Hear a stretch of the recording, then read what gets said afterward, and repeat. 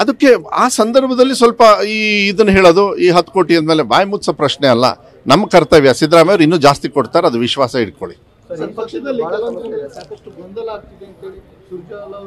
ಇವತ್ತು ನಮ್ಮ ರಾಷ್ಟ್ರೀಯ ಅಧ್ಯಕ್ಷರು ಏನು ಸ್ಟೇಟ್ಮೆಂಟ್ ಕೊಟ್ಟಿದ್ದಾರೆ, ಎಲ್ಲರೂ ಬಾಯಿ ಮುಚ್ಕೊಂಡು ಕೆಲಸ ಮಾಡಬೇಕಂತ. ಈಗ ನನಗೆ ಬಾಯಿ ಬಿಚ್ಚೋದಕ್ಕೆ ನೀವು ವ್ಯವಸ್ಥೆ ಮಾಡಿದ್ರೆ ನಾನು ಬಾಯಿ ಬಿಚ್ತೀನಿ ಅಂದ್ಕೊಂಡಿದ್ದೀರಾ? ನೋ, ನಾನು ಮುಂಚೆಯಿಂದ ಅಲ್ಲ ರೀ, ಬಾಯಿ ಮುಚ್ಕೊಂಡಿರಿ ಅಂತ ನನಗೆ ಹೇಳಿದ ಮೇಲೆ ನೀವು ಯಾಕೆ ಬಾಯಿ ತೆಗಿತಾ ಇದ್ದೀರಾ? ನೀವು ಬಾಯಿ ತೆಗೆದ್ರೂ ನಾನು ಉತ್ತರನೇ ಕೊಡಲ್ಲವೇ? ಯಾಕೆಂದ್ರೆ ನಮ್ಮ ರಾಷ್ಟ್ರೀಯ ಅಧ್ಯಕ್ಷರು ಹೇಳಿದ್ದಾರೆ ಬಾಯಿ ಮುಚ್ಕೊಂಡು ಕೆಲಸ ಮಾಡಿ ಅಂತ. ಬಾಯಿ ಮುಚ್ಕೊಂಡು ಕೆಲಸ ಮಾಡ್ತೀವಿ. ಹಾಂ, ಇಲ್ಲ, ಪಾಲಿಕೆದು ನನಗೆ ಕಂಪ್ಲೇಂಟ್ ಬಂದಿದೆ.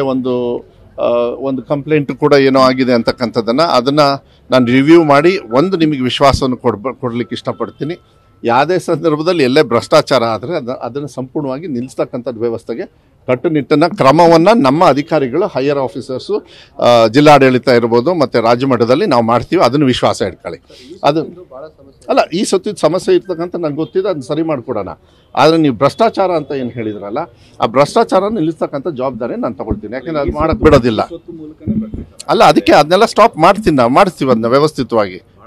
ಮೊನ್ನೆನೂ ಕೂಡ ಕೆಲವು ಕಂಪ್ಲೇಂಟು ಅದು ಸಿಕ್ಕಾಕೊಂಡಿರೋದು. ಈಗ ಅದ್ರ ಹೆಚ್ಚು ಚರ್ಚೆ ಬೇಡ. ಬಟ್ ಯಾರಾದರೂ ಸಿಕ್ಕಾಕೊಂಡ್ರೆ ಅವ್ರಿಗೆ ಕಠಿಣವಾಗಿರ್ತಕ್ಕಂಥ ಶಿಕ್ಷೆ ಕೊಡ್ತಕ್ಕಂಥದ್ದು ಕಾನೂನಲ್ಲಿ ಏನಿರ್ತದೆ ಅದು ಮಾಡ್ತಾರೆ. ಭ್ರಷ್ಟಾಚಾರದ್ದೆಲ್ಲ not allowed. It is not gone happen. ನಾವು ಇವತ್ತವರೆಗೂ ಕಂಪ್ಲೇಂಟ್ ಅಟ್ಲೀಸ್ಟ್ ನಮ್ಮ ಜಿಲ್ಲೆಯಲ್ಲಿ ಇರಲಿಲ್ಲ. ಫಸ್ಟ್ ಟೈಮ್ ನೀವು ಈ ಕಂಪ್ಲೇಂಟ್ ನಾನು 1.5 ವರ್ಷ ಆದಮೇಲೆ ನಿಮ್ಮ ಬಾಯಿಂದ ಇದು ಕೇಳೋದಕ್ಕೆ ನಾನು 100% ಅದಕ್ಕೆ ನಾನು ಎಕ್ಸೆಪ್ಟ್ ಮಾಡೋದಿಲ್ಲ.